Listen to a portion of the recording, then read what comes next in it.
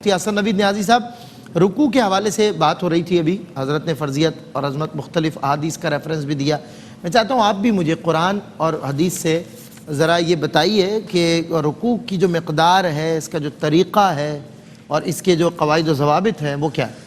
بسم اللہ الرحمن الرحیم، صلی اللہ علیہ حبیب محمد وعلی آلہ وصحبہ بارک وسلم۔ رکوع کا بنیادی معنی تو وہی ہے جھکنا، انحناء کو کہتے ہیں، لیکن اصطلاح شرع میں یہ ہے کہ کم از کم اتنا جھکنا کہ گھٹنوں تک ہاتھ پہنچ جائیں، لیکن جو سنت طریقہ ہے، سنت خیر ویسے خود طریقے کو ہی کہتے ہیں، اور ہم جب سنت طریقہ کہتے ہیں تو مقصود یہ کہنا ہوتا ہے کہ حضور جان عالم علیہ السلام کا طریقہ۔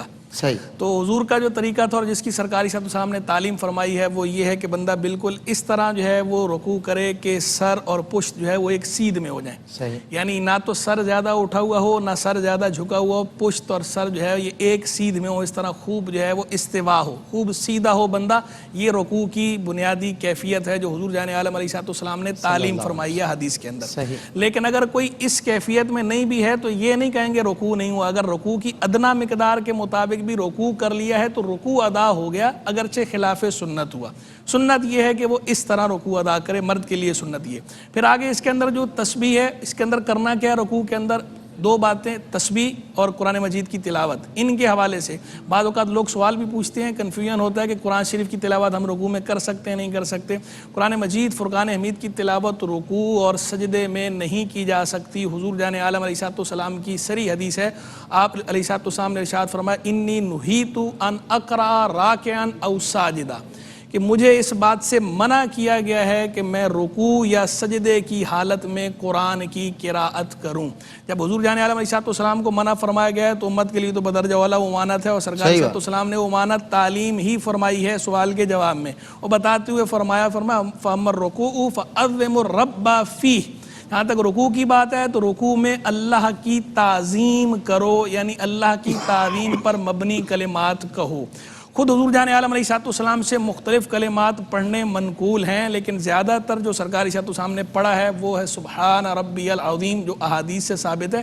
دیگر کلمات بھی سرکار صلی اللہ علیہ وسلم سے منقول ہیں، لیکن یہ صحیح اور صریح حدیثوں میں آیا ہے کہ سرکار صلی اللہ علیہ وسلم سبحان ربی العظیم پڑھا کرتے تھے۔ بلکہ ایک حدیث شریف میں تو حضرت عقبہ بن عامر کی جو روایت ہے رضی اللہ تعالیٰ عنہ، وہ کہتے ہیں کہ جب یہ آیت یہ سورت نازل ہوئی اور اس کے اندر یہ الفاظ آئے فسبح بسم ربک العظیم، لما نزلت فسبح بسم ربک العظیم قال رسول اللہ صلی اللہ علیہ وسلم اجعلوها فی رکوعکم، کہ جب یہ آیت نازل ہوئی فسبح بسم ربک العظیم تو اللہ کے رسول علیہ السلام نے فرمایا کہ تم اسے اپنے رکوع میں شامل کر لو، یعنی جو اس کے اندر حکم دیا گیا ہے، یعنی یہ کلمات جو اس اللہ کی تعظیم پر مبنی ہو، تسبیح کا لفظ بھی ہو اور اللہ کی تعظیم کا ذکر بھی ہو۔ تو سبحان ربی العظیم کا معنی ہے پاک ہے میرا عظیم رب، تو وہاں اس کے اندر فسبح کا لفظ تھا تو تسبیح لی سبحانہ، اور آگے تھا اس میں ربی کا تھا تو ربی لیا، اور وہاں تھا عظیم تو یہاں لیا عظیم۔ اور خود حضور جان عالم علیہ السلام بھی یہ پڑھا کرتے تھے، حضرت حذیفہ کی روایت ہے اس کے اندر اس بات کا ذکر ہے کہ کان رسول اللہ صلی اللہ علیہ وسلم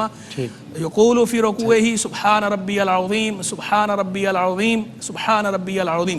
3 مرتبہ پڑھنا سرکار صلی اللہ علیہ وسلم کے فعل سے ثابت ہے۔ صحیح۔ اور احادیث کے اندر 3 مرتبہ پڑھنے کی تلقین بھی موجود ہے، اگرچہ جو قولی روایات ہیں 3 مرتبہ تسبیح پڑھنے کی، وہ روایات الگ الگ تو ضعیف ہیں لیکن ایک دوسرے کو تقویت دیتی ہیں، مجموعے پر نظر کی جائے تو تقویت پا جاتی ہیں۔ اور پھر خود حضور جان عالم علیہ السلام کا اپنا عمل بھی ہے 3 مرتبہ تسبیح پڑھنے کا رکوع کے اندر، تو لہذا 3 مرتبہ تسبیح پڑھنا یعنی سبحان ربی العظیم کہنا رکوع کے اندر یہ سنت ہے، 3 مرتبہ سبحان ربی العظیم کہنا۔ اگر 3 مرتبہ سے کم کسی نے کہا تو خلاف سنت ہے، لیکن 3 سے کم نہیں کہنا چاہیے۔ 3 سے زیادہ کہنے کی اجازت ہے، یعنی تو 3 سے زائد کہا جا سکتا ہے، 5 7 9، لیکن امام کے لیے بہتر یہ ہے کہ 5 سے زائد نہ کہے۔ 5 دفعہ کہنے کا حکم فقہاء نے اس لیے ارشاد فرمایا تاکہ مقتدی بآسانی 3 مرتبہ سبحان ربی العظیم کہہ لیں رکوع کے اندر۔ یعنی 1 مرتبہ یعنی آپ نے فرمایا کہ اس فرض کا درجہ دیا جائے گا، اور 3 مرتبہ اگر پڑھیں گے تو نہیں 3 مرتبہ سبحان ربی العظیم کہنا جو ہے یہ کم از کم مقدار ہے، کم از کم مقدار ہے۔ اگر جو ہے کسی نے بالفرض تسبیح سرے سے کی ہی نہیں رکوع کے اندر تو یہ سنت کا ترک کیا، لیکن چونکہ یہ مفتہ قول کے مطابق سنت ہے، تسبیح واجب نہیں ہے۔ واجب کیا ہے؟ واجب ہے اتنی مقدار رکوع کی حالت میں رہنا کہ 1 دفعہ سبحان ربی العظیم کہا جا سکے، اتنی مقدار رکنا یہ واجب ہے۔ اور تسبیح پڑھنا جو ہے یہ سنت ہے 3 مرتبہ، 3 سے کم پڑھا تو خلاف سنت کیا، لیکن نماز ہو گئی۔ تسبیح بھی اگر بالفرض کسی نے نہیں پڑھی لیکن اتنی مقدار رکا رہا ہے پھر بھی نماز ہو جائے گی، لیکن خلاف سنت کا سنت ہے، ظاہر ہے وہ ٹھیک ہے۔ جزاک اللہ۔